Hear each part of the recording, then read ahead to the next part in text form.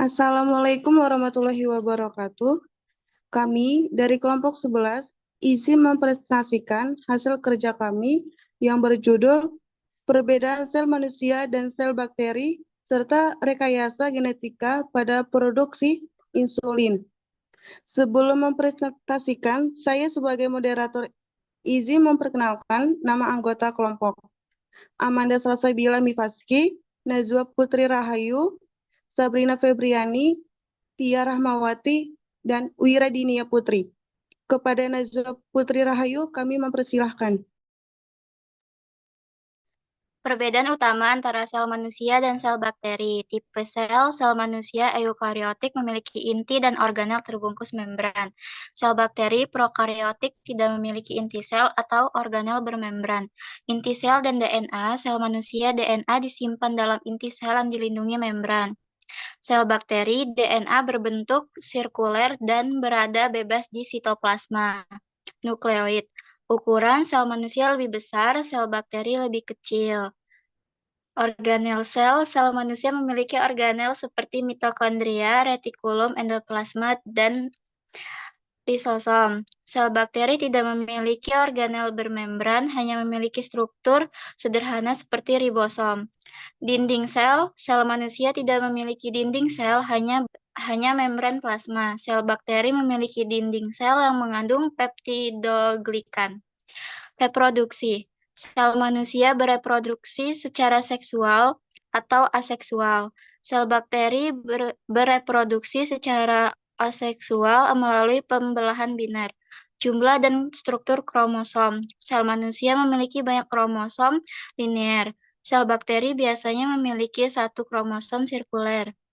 Respirasi dan metabolisme. Sel manusia menggunakan mitokondria untuk respirasi aerobik. Sel bakteri respirasi terjadi di membran plasma dapat bersifat aerobik atau anaerobik.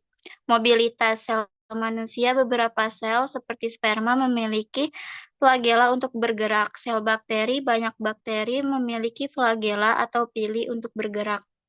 Hubungan dengan lingkungan, sel manusia bagian dari organisme multiseluler dengan jaringan dan organ yang kompleks. Sel bakteri, organisme uniseluler yang bisa hidup mandiri atau berkoloni.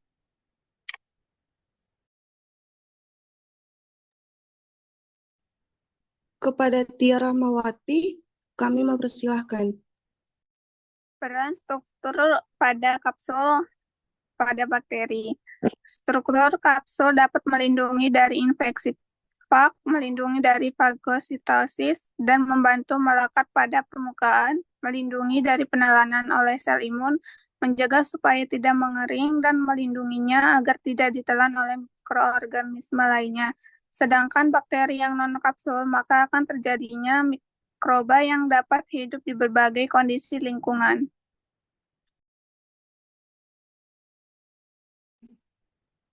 Selanjutnya saya sendiri, perbedaan antara nukleus dan nukleot.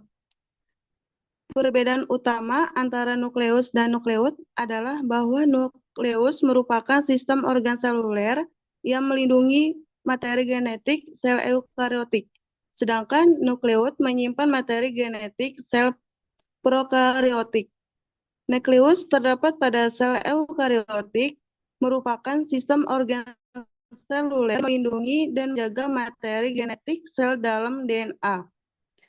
Sedangkan nukleot terdapat pada sel prokariotik adalah tempat menyimpan materi genetik sel dalam sitoplasma. Nukleot tidak memiliki membran yang memisahkannya dengan sitoplasma. Selanjutnya, kepada Sabrina Febriani, kami mempersilahkan. Perbedaan fimbria dan pili pada bakteri. Fimbria dan pili adalah struktur protein tipis yang menonjol dari permukaan sel bakteri. Perbedaannya adalah dari struktur, fimbria berbentuk seperti serat pendek seperti bulu, sedangkan pili berbentuk seperti serat mikro, tubular, panjang seperti rambut.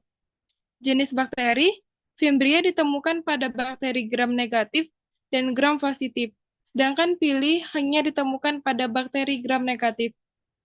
Fungsinya, Fimbria memungkinkan bakteri untuk mengikat struktur reseptor tertentu dan mengkolonisasi permukaan tertentu. Pili berperan dalam konjugasi bakteri, yaitu transfer gen dan rekomendasi dalam sel bakteri.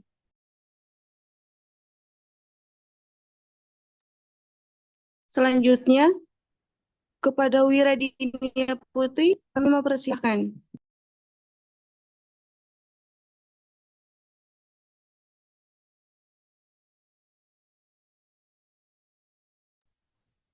Penggunaan plasmid dalam produksi insulin melalui rekayasa genetika. Dalam rekayasa genetika, plasmid digunakan sebagai vektor untuk memproduksi insulin karena plasmid dapat membawa gen asing seperti gen insulin ke dalam sel bakteri. Pengambilan plasmid. Plasmid diambil dari bakteri atau jamur yang memiliki plasmid seperti Escherichia coli dan jamur Saccharomyces cerevisiae. Pemotongan plasmid. Plasmid dipotong dengan enzim retriksi sehingga menghasilkan ujung lengket. Pemotongan gen insulin. Gen insulin manusia juga dipotong dengan enzim retriksi yang sama sehingga menghasilkan ujung lengket yang saling melengkapi. Penggabungan plasmid dan gen insulin. Ujung lengket plasmid dan gen insulin digabungkan dengan enzim yang berbeda. Pemasukan plasmid ke dalam sel bakteri. Plasmid yang telah direkayasa gennya dimasukkan ke dalam sel bakteri. Fermentasi. Bakteri dimasukkan ke dalam tangki fermentasi untuk dikembangbiakkan dalam kondisi yang sempurna. Ekstraksi, pemurnian, dan pengemasan. Insulin diekstraksi, dimurnikan, dan dikemas untuk digunakan mengobati diabetes. Plasmid adalah lingkaran DNA kecil yang terdapat di dalam sel bakteri atau ragi di luar kromosomnya.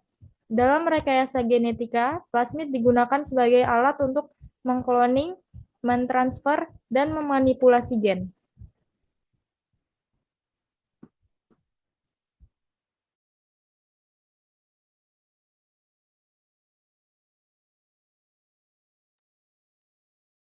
Sekian dari presentasi kami akhiri. Wassalamualaikum warahmatullahi wabarakatuh.